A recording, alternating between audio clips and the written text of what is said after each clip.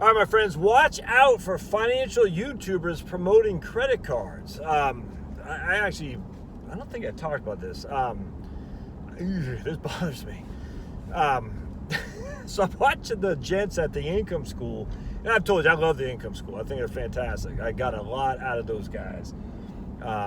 Anyway, they talked about some of the most profitable YouTube niches that there are.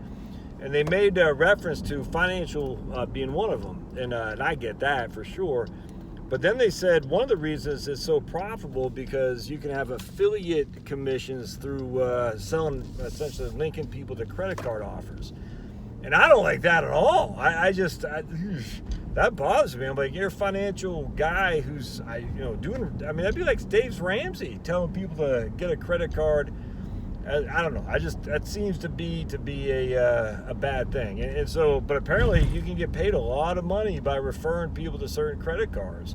The guys at the Income School said that credit cards are some of those profitable affiliate programs there are, that shows you why. Is because the credit card companies are making so much money off you being in debt. It's bad. So be careful of watching these YouTubers.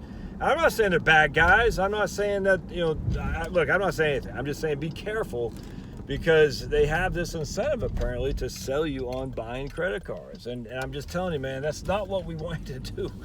Trust me, I'm there. Just FYI, in Georgia, they're putting a lot of the roundabouts like they had in New Jersey. Which in a way is good. I think the roundabouts are better than having just four-way stops for some country roads. But man, they're putting a lot in, and New Jersey didn't seem to go nearly as well as what they probably anticipated. New Jersey has a jug handle stops. You want to hear something nuts? You actually have to turn right to turn left in New Jersey. It's crazy. Now, I get the civil architecture, what civil engineering thought behind that, but man, what a freaking pain in the butt that is, because not all the streets are like that, and if you don't know which streets are like that, you're going to stop suddenly. So anyway, going back to financial YouTuber guys, I got no qualm having an affiliate program. I do. I talked about yesterday, National Underwriting. I talked about my M1, talked about my Amazon stuff. I don't like the idea of getting paid on products that you're hopefully trying to steer people away from. It actually turns out that USAA even has an affiliate program through their credit card. And I'm not offering that. I mean, look, if you want to buy a USAA credit card, more power to you. I'm not going to link to it, that's for sure. I wish they had an affiliate program for the USAA Frank, because I love the flexible retirement annuity, and I think everyone should have that. But I don't believe that having a better credit card is the way to go. I think the way to go is just pay the doggone thing off and be done with it. But Josh, I can get 0%. I get free miles on it. I just don't think that's the way to go. Look, I'm 49 and I'm not a whippersnapper anymore. I just tell you, man, the credit card, it just leads you down to a bad path that you'll never escape from. Some will, but look, I just paid off my credit card last year for the first time probably since I got out of the Army in 1992. And I'll never, ever forget. That's not true. I used to pay it off. When I was at USA, we get big fat bonuses at the end of the year in February. And I'd always have it paid off with a bonus, knowing full well that it'd be right back up and have it paid off for the bonus. But that wasn't pleasant, man. I did not like living like that, because you're like, if I don't get paid, if the bonus isn't good, that's bad. Just pay it off every month. Don't wait for the end of the year hoping you'll get this bonus.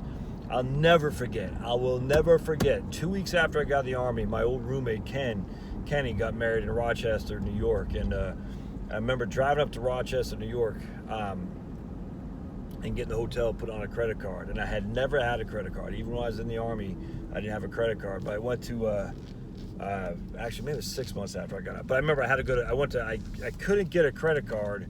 So I had to go to Consumer Credit, where you basically borrow $500. They charge us like some ungodly rate, but it does build your credit card up, or your credit up. And maybe, I can't remember. I just remember maybe I did have credit by then, because I remember I did finance a Mitsubishi Precise up in Fucello, Mitsubishi up in Watertown, New York. And I did that while I was in the Army. I can't remember. But anyway, I just remember I had a credit card. I had like $400 on it, going to Rochester. And I was just freaking nervous as all can be, saying, "How am I going to pay this off?" Because by then I was, just loading trucks for UPS, making pretty good money back then. This is '92. I think it was like $10 an hour or $12 an hour, but it's hard work. And I knew when I was going back to school, starting the semester in the fall, I didn't have any intention necessarily of working. Not full time, and I just didn't know what I was going to do. So I was like, I'm not sure where the money's going to come to pay that off. I was getting a GI Bill. I mean, it all worked out fine because I hated not working. I hated not having money, so I got jobs really quickly. But I'll never forget, it's like $400, man. Ooh, I just, scared the hell out of me. And then fast forward to, when I was working at USA, I can't, it's embarrassing to say how much credit card debt I accumulated over the course of a year, only to pay it off with the bonus money, but then to accumulate it over the course of the year, the following year. That's not good living, man. That just means you're living beyond your means for sure. Don't do that. So be careful of the financial YouTubers who are telling you about the best credit cards, because there is no such thing as the best credit card. I carry a USAA credit card. I'm sure they're better, and a Navy Federal. I'm sure they're better ones than that.